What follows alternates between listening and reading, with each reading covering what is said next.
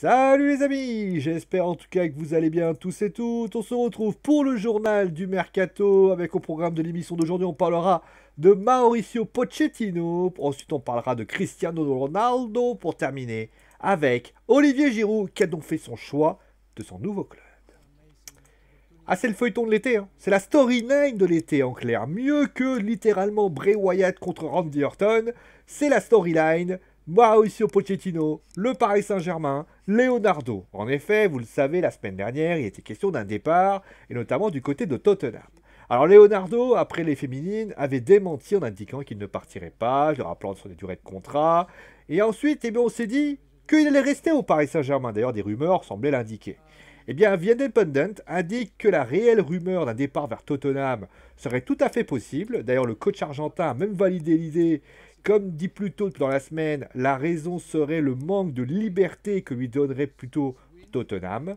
La Repubblica, quotidien italien, indique que le coach argentin n'est pas heureux en raison de guerre interne et ferait tout pour quitter le Paris Saint-Germain.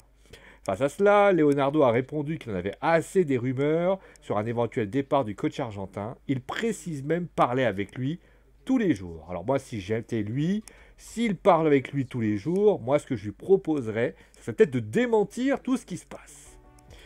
Et on va continuer avec le Paris Saint-Germain, on va parler littéralement de Cristiano Ronaldo. Vous le savez, il y a une rumeur la semaine dernière qui disait que Massimiliano Allegri ne voulait plus de Cristiano Ronaldo. Il opterait notamment sur Paulo Dybala, qui serait lui le numéro 1 de l'équipe. Malgré tout, le Portugais, il a un contrat qui s'amènerait l'année prochaine en 2022. Face à cela, le Paris Saint-Germain pourrait en profiter pour enfin faire venir le joueur tant attendu. L'idée serait qu'il est impossible de conserver Kylian Mbappé, donc Kylian Mbappé s'en irait.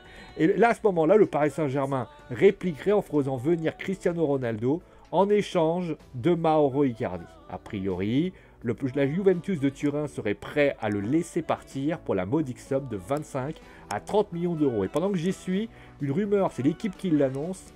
A priori, il y aurait une enveloppe de transfert qui tournerait aux alentours de 60 à 80 millions du côté du PSG. Et on va terminer maintenant avec Olivier Giroud. Alors vous le savez, Olivier Giroud, ce club de Chelsea, c'est quand même un club particulier avec lui. Un coup il est mis dehors, un coup il est mis dedans, un coup il est prolongé, un coup il n'est pas prolongé. D'ailleurs on pensait même à le faire prolonger en fin de saison. Eh bien a priori, ça semble à fin. En clair, Thomas Tuchel ne lui fait pas du tout confiance, a priori.